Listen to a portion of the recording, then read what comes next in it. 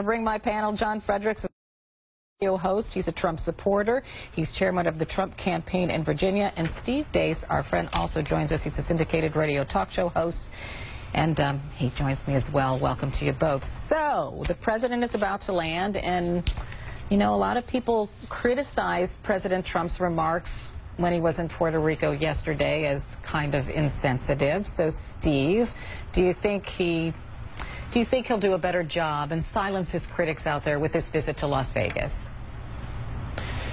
Well, I think that we've had so many overreactions to Trump's behavior. I think Trump's behavior also so often is awkward and outrageous. I kind of wonder, Carol, if people are just kind of getting numb to it, if it's just become par for the course. And the news cycle moves so fast. We have so many different things going on, so many things happening. Our attention gets focused on different things that I think we have to analyze these things differently than maybe we have in the past, because I think the environment is different. The president has a different personality.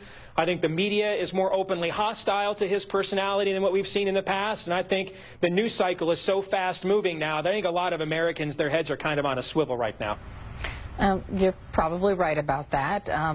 John, is Steve right? Is the media too critical of every little word that President Trump says?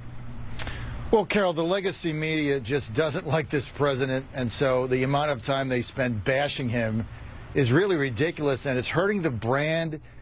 A lot of people are tuning out legacy media now. They just don't believe it. But look, President Trump is who he is. He does Trump speak. He talks straight from his sleeve, straight from his heart. He says what's on his mind. That's one of the reasons he got elected.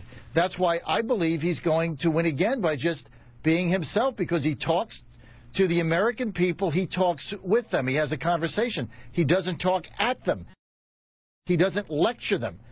I mean, he's coming to Las Vegas today to find out what is going on, to meet with the victims' families, to meet with those wounded, the first responders. He wants to find out, see for himself what is going on. He did the same thing in Puerto Rico, but he speaks from the heart, and he speaks with the American people and has a dialogue with them like many of us have, working families at their kitchen table.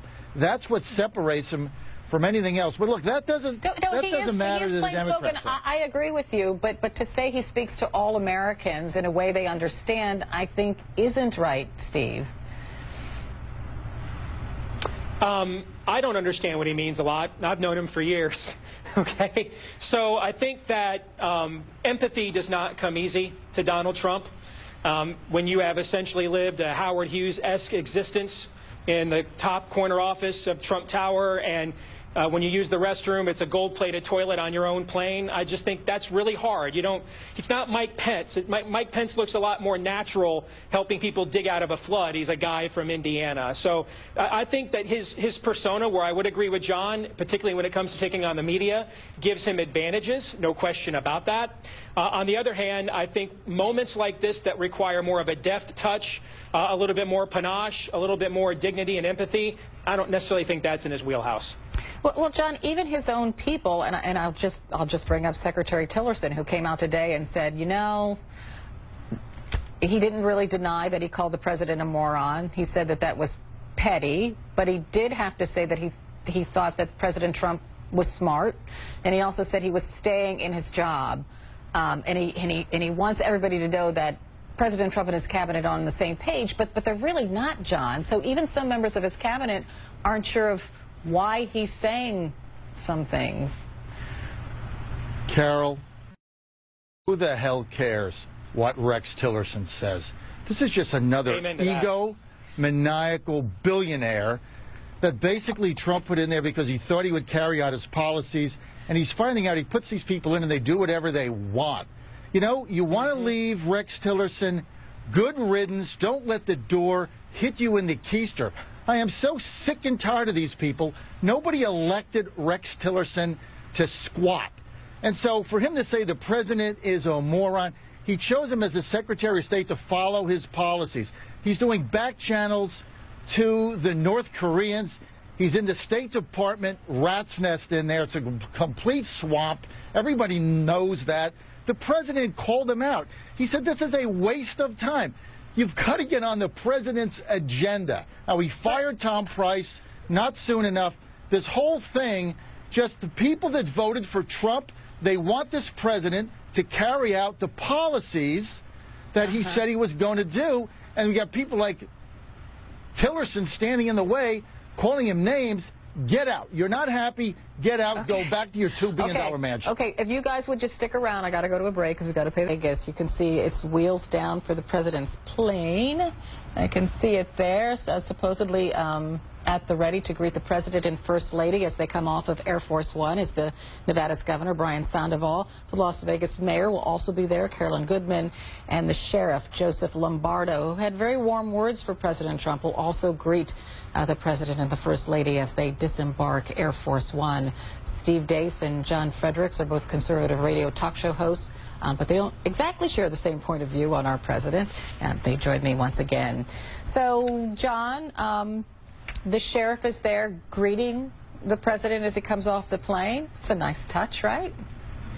Yeah, I think Sheriff Joe Lombardo was very candid in his press conferences and trying to tell America about the horror that went on in Las Vegas. There's so many people lying there dead, and the great citizens of Las Vegas in that concert, you know, there were so many men that basically stripped down to their undershorts, utilizing their pants, their shirts, their jacket, their socks, whatever they had, in order to assist people that were bleeding, many of them critically wounded.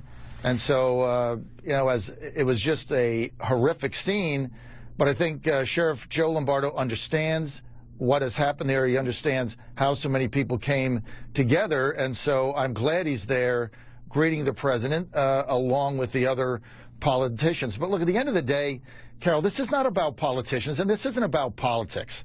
I mean, what the Democrats did here, before the bodies were even cold, they were already calling for political legislation on gun control. They were politicizing this catastrophe as people were lying there bleeding to death. And right now, Carol and Steve, the Democrats are so obsessed with Trump, it's clouding all judgment and decorum. It clouds everything. We had Chuck Schumer come out yesterday and saying, well, the reason why things haven't gone well in Puerto Rico was because Trump is a racist. I mean, it's an incredible statement. I would have loved to see Chuck Schumer come on your show or somebody's show and say, look, I phoned the president. I gave him 3 concrete ideas. These are the 3 things in specifics that he ought to do to improve the situation in Puerto Rico or improve the situation in Las Vegas.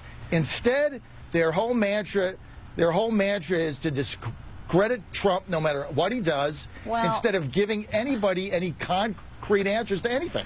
Well, let me just stop you there. And this is Air Force One. That other plane obviously was not. We were having a shot of the airport for you, but this is Air Force One now taxiing at airport, which is kind of eerie because the concert venue was not far from the airport. It's about, what, 1.5 miles, 2 miles away. It's literally almost across the street. People from the concert venue, as the shots rang out, were running onto airport grounds to hide from the bullets. So it's just such a dramatic visit from the president and first lady. Steve, I did want to ask you about the politicization of gun control, because there really doesn't seem to be a good time to talk about it. Like, when is the right time to talk about it, if not after nearly 60 people were shot and killed by an altered semi-automatic weapon? Like, when is the right time to talk about gun control? I don't know. I think you have to be willing to be held to the same standard that you want to hold others. For example, there was a near tragedy recently in Tennessee, Carol, where someone walked into a church down there and had mass murder on his heart. And a legal, lawful gun owner, who was one of the ushers there, took him down before he could potentially murder several people. And so I think that it's not even so much the timing. It's that this seems to be a knee-jerk reaction, and it's one-sided. If you look at the case here of what we know so far with Stephen Paddock, like, for example, how come nobody wanted to talk gun control when the usher took down the guy that walked into that church in the Nashville area? Well, it's because what he did was moral. What he did was right. He saved lives. In the case of Stephen Paddock, we don't know a lot. Some of the acts, some of the performers on stage had weapons. They could do nothing in the case of Las Vegas because it was sniper shooting. They couldn't tell where the gunshots were coming from. One of the people on stage who had a gun said they were afraid to use their weapons because they didn't want police to think they were the shooter. So it doesn't work in all cases. All cases are not the same. Well, of course it doesn't.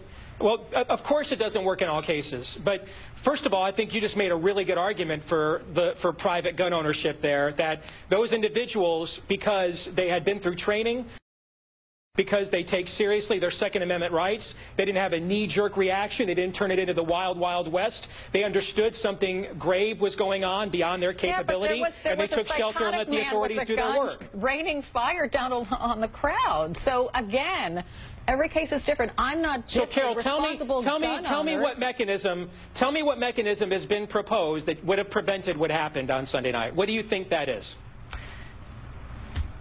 I'm not here to come up with solutions. All I'm saying is, should you be able to buy a device to put on a gun to change it into a fully automatic weapon, which is not legal in the United States? Should you be able to do that?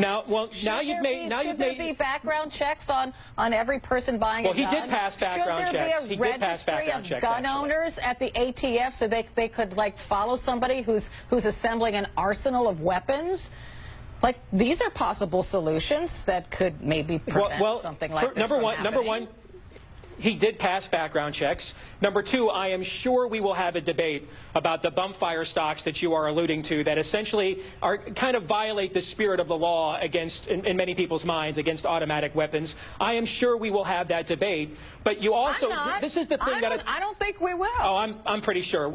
Well, then you know what? That is that is a colossal failure of the Democratic Party, and they are guilty of everything that John just said. They are so obsessed with Trump that even when they think they may have a good argument, they just can't help but throw chum in the water and respond to it. And it's exactly what happened to the NFL last week. The reason why Trump destroyed the NFL in that argument is because the NFL believed they were arguing with Donald Trump, and they weren't. They were arguing with their own customers who were offended at what they were doing, using the national anthem as the time to launch a protest, but they lost all critical thinking skills whatsoever because they fell for it's all about Donald Trump and we have to react to him. Well, if the Democratic Party is not capable of having that lucid debate, that's on them.